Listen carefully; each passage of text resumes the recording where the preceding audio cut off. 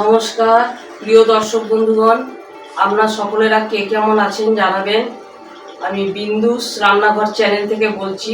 আজকে যে রেসিপিটা নিয়ে আসছি আপনাদের সামনে সেটা হচ্ছে আলু দিয়ে ডিম ভুজিয়ার তরকারি। প্রিয় দর্শক বন্ধুগণ, এখন আমি গ্যাস ওভেনটা অন করছি। এবার কড়াই আমি সাদা তেল দেবো, কারণ ডিম দুটো আমি ভুজিয়া করে নেবো। অল্প একটু সাদা তেল দেবো। তেলটা গরম হলেই আমি ডিমের ভুজিয়াটা বানিয়ে নেবো। দুটো ডিমের আমি ভুজিয়া করব। একটা ডিম, তিনটে ডিমের আমি ভুজিয়া করব। অনেকটাই করব তো ওই জন্য তিনটে ডিমের ভুজিয়া করব। দুটো ডিম দিলাম আর একটা ডিম দেবো। তিনটে ডিম দিয়েছি, তিনটে ডিমের আমি ভুজিয়া বানাবো। এখন আমি নুন দিলাম না, কারণ তরকারিটা যখন হবে তখন আমি নুন দেবো। এখন আমার ডিমের ভুজিয়াটা হয়ে গেছে। গ্যাস ওভেনটা অফ করে দিলাম। প্রিয় দর্শক বন্ধুগণ, এখন আমরা আলু, পেঁয়াজ এবং টমেটোটা কুটে নেবো। এখন আমি পেঁয়াজটা কাটছি। আলুগুলোকে আমি ডুমো ডুমোভাবে কেটে নিচ্ছি। আমার সবজি কাটা হয়ে গেল। এবার আমি আলুগুলোকে ধুচ্ছি। আলুগুলো জল ঝরাতে দিচ্ছি। প্রিয় দর্শক বন্ধুগণ, এবার আমি গ্যাসটা অন করছি। কড়াই একটু সর্ষের তেল দিলাম, বেশি দেবো না, অল্প দেবো। এবার আমি হলুদটা দিয়ে দিচ্ছি, অল্প একটু হলুদ দিলাম। এবার একটু আমার বাড়িতে পুরোনো লঙ্কা গুঁড়ো একটুখানি দিলাম। তেলটা গরম হোক, পেঁয়াজটা দিয়ে দিচ্ছি।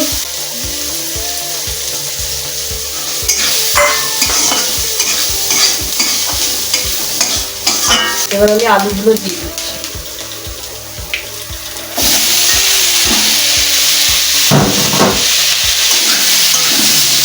আমি গুঁড়ো করে কেটে নিয়েছি বলে আমার তাড়াতাড়ি হয়ে যাবে।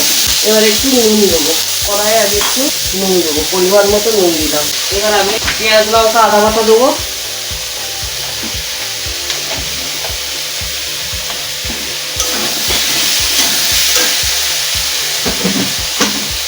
পেঁয়াজ, লঙ্কা, আদা বাটা দিয়েছে, তেল ছাড়লে আমি টমেটোটা দিয়ে দেবো। এবার আমি ডিমের ভুজিয়াটা এর মধ্যে দিয়ে দেবো। ডিমের ভুজিয়াটা এই কড়াইয়ে দিয়ে দিলাম। এবার সব নাড়তে থাকলাম। এবার আমি কড়াই একটু জল দেবো, সামান্য একটু জল দেবো, আলুগুলো যাতে সেদ্ধ হয় সেরকম জল দেবো। এবার আমি একটা চাপা। দর্শক বন্ধুগণ, এখন আমি কড়াইয়ের চাপাটা খুলবো। খুলে দেখি কত হয়েছে। হ্যাঁ, হয়ে এসছে। এবার আমি একটু গরম মশলা দেবো। গরম মশলা দিয়ে নামিয়ে দেবো।